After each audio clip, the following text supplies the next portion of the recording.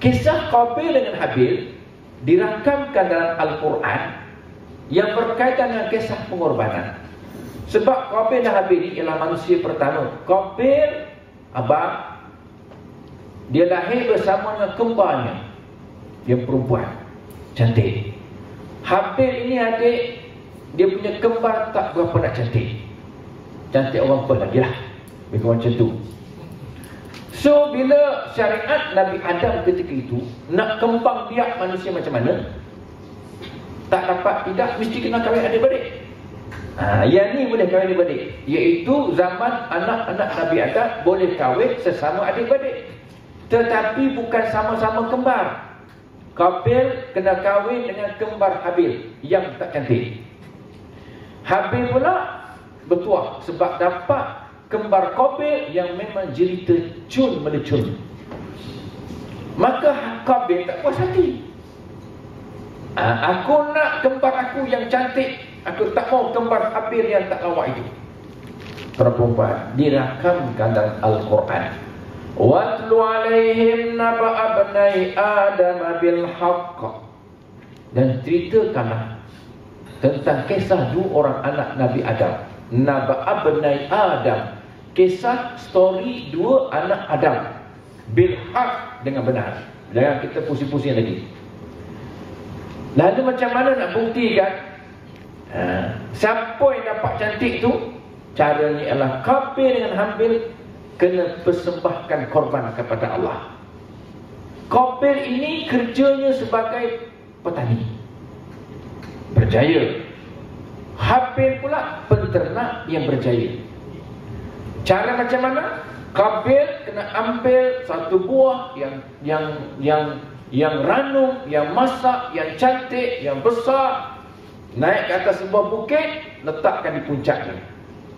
Habil pula kena ambil seekor binatang yang cantik, yang besar, yang gemuk, yang badan sihat, banyak isi, tidak ada tulang selangka, nampak tersembur keluar, heret atas bukit. Jadi siapa yang mana korbannya diterima oleh Allah dengan cara dibakar oleh api daripada langit, dia akan kahwin dengan si cantik itu. Subhanallah. Maka mereka pun berkorban, buat pengorbanan. Tapi Qabil ni dia busuk hati sikit. Dia kata, buat apa kita letak atas bukit untuk dibakar? Buah-buahan yang sedap, baik aku makan.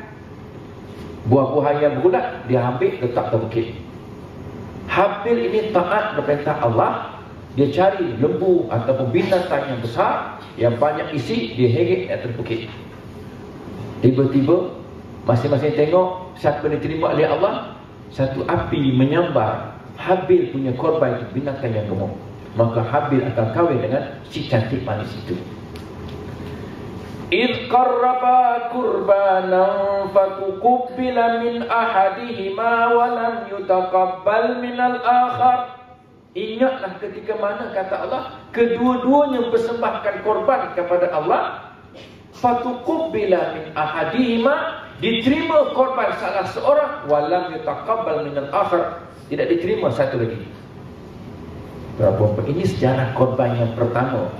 Kalau ikut segi sejarahnya, cuma yang korban yang kita sembelih kambing, lembu, kerbau, biri-biri, unta, kangaroo, koala, ada juga ke? Boleh makan kangaroo tu? Boleh? Kangaroo boleh makan tak? Kangaroo boleh makan. Lepas tu dia makan kangaroo ya. Kita tak tahu. Tapi belum ada ulama memfatwakan haram, maka bolehlah. Itu sejarahnya dikaitkan dengan Nabi Ibrahim alaihissalam pula.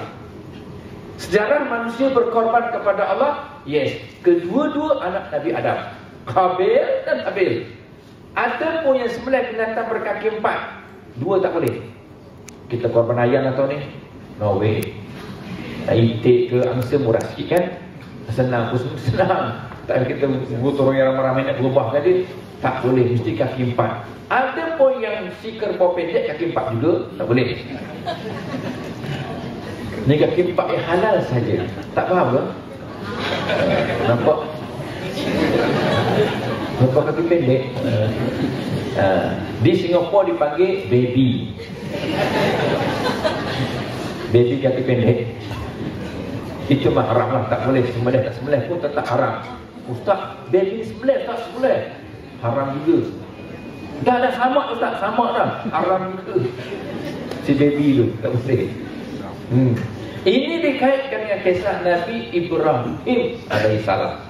Dia telah menyembelih anaknya sendiri, tetapi belum sempat dia sembelih sampai terputus dia punya orat halqah atau terputus dia punya kulit. Tiba-tiba digantikan tempat Nabi Ismail itu dengan seekor kibas yang cantik daripada syurga. Itu sebab antara binatang syurga yang ada di atas muka bumi ialah kibas Nabi Ibrahim alaihissalam. Okey, tuan-tuan dan puan Allah. Balik semula pada pengorbanan. Saya tak tahu berapa minit akan boleh tak apalah, saya di round pertama tak masalah. Sebab saya dikatakan, dimaklumkan kita akan habis forum pukul 12.30 malam. Saya datang jauh-jauh dalam perempuan, takkan sejam dia ceramah orang. Sanggup? Sanggup? Saya tak sanggup. Jadi itulah fungsi mukadimah pada malam ini tentang pengorbanan itu sendiri. Terima kasih. Terima kasih Ustaz Fauzi. Bila kita bercakap tentang soal pengorbanan, tadi Ustaz Fauzi telah berhenti tentang sejarah Nabi Ibrahim dan Nabi Ismail.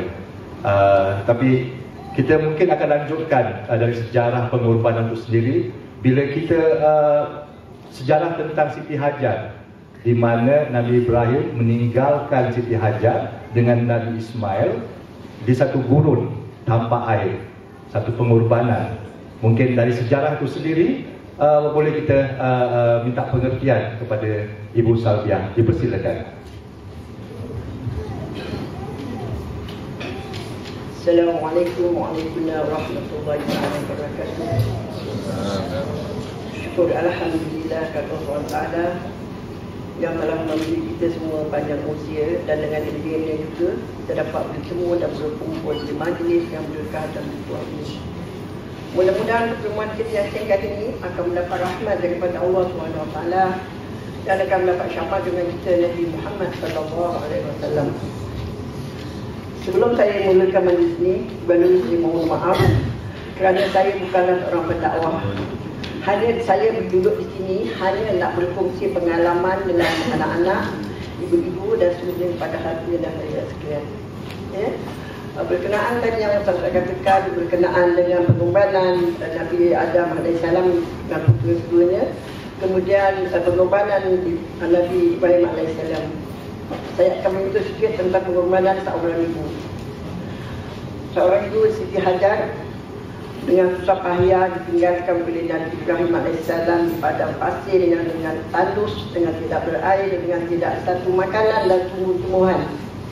Tetapi kita ambil iktibar daripada pengorbanan Siti Hajar AS. Bagaimana dia sanggup, ya, dengan anaknya masih kecil duduk di padang sahara dengan tak ada air, tak ada tumbuh-tumbuhan. Sedangkan dia balik kepada isterinya Siti Sarah. Ya, jadi kena faham. Zaman Rasulullah, sebelum zaman Rasulullah SAW, memang Nabi-Nabi pun ada bermadu. Dan isteri yang muda ini cemburu kerana dia tidak mempunyai anak. Jadi kita ambil iktibar daripada sini. Kalau kita ni pun sebagai hamba yang dhaif, kalau kita ada masa cemburu, kalau suami kita kahwin lain pun itu wajar. Ya, kerana kita bukan Nabi. Kita bukan isteri Nabi. Sedangkan isteri Nabi cemburu. Dalam dia pada nak menanti kedatangan pertolongan Allah SWT, anak dia menangis, tak minum dengan keadaan yang begitu tandus, dengan tak ada tumbuhan, tak ada sedikit air. Siti Hajar ulang lagi tak cari air. Itulah yang bila kita pergi Mekah, kita pergi Safa dan Marwah. Tapi dengan datangnya wahyu daripada Allah SWT, Nabi Ismail goyang-goyangkan ujung kakinya, kemudian keluar memancar air. Itu perjuangan seorang ibu kepada Nabi Ismail AS. Saya nak sentuh sikit sekarang kita sebagai seorang ibu. Apa pengorbanan kita untuk anak-anak kita? Apa pengorbanan kita sekarang untuk anak-anak kita? Kita sebagai seorang ibu, termasuk diri saya sendiri, apa yang saya katakan ini bukan saya nak tunjukkan khas pada awak semua, tapi tertuduh pada diri saya sendiri, nak mengingat diri saya sendiri.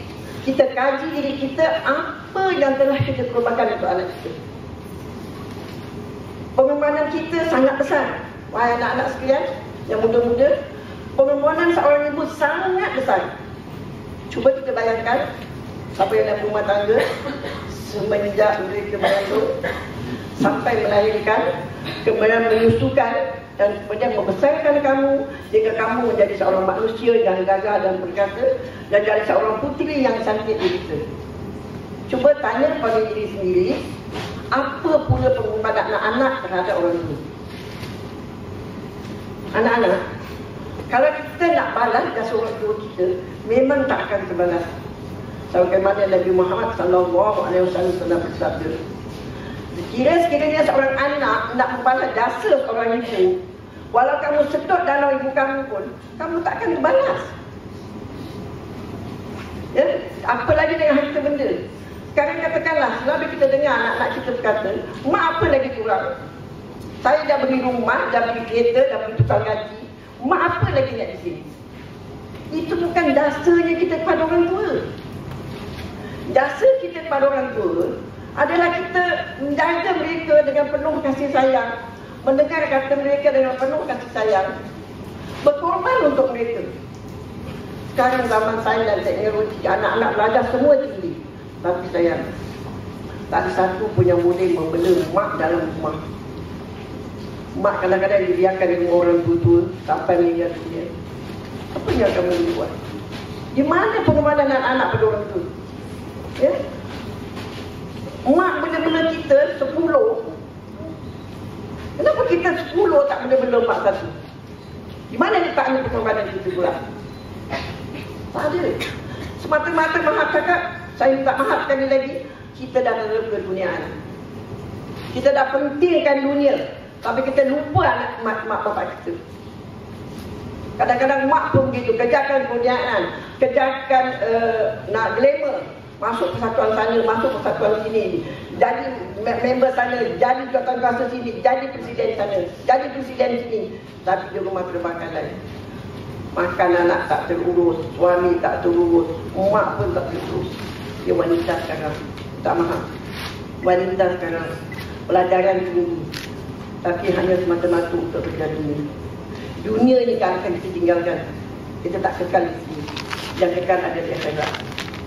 Bagi mak-mak yang telah pincin macam umur saya ni lah, yang kalau ada suami saya faham, bangun pagi nak siapkan suami punya sarapan, nak siapkan anak sarapan. Tapi kalau ada bagi saya ni dengan tak ada suami, cuba kita habiskan masa kita lepas subuh tu takaruf pada Allah SWT. Antara subuh, kan subuh pukul 4, kita faham, okey, yang bekerja nak pergi kerja. Bagi kita mak-mak ni, kalau yang ada bisik kesihatan, habis main subuh cuba jangan tidur, berzikir, baca Quran sampailah sambil sunat isyraq. Kalau boleh, kalau tak boleh apa nak buat. Tapi kita cuba, insya-Allah kita lakukan dengan seikhlas hati kita. Apa pun yang kita nak lakukan, bila kita ikhlas, kita tak akan rasa berat.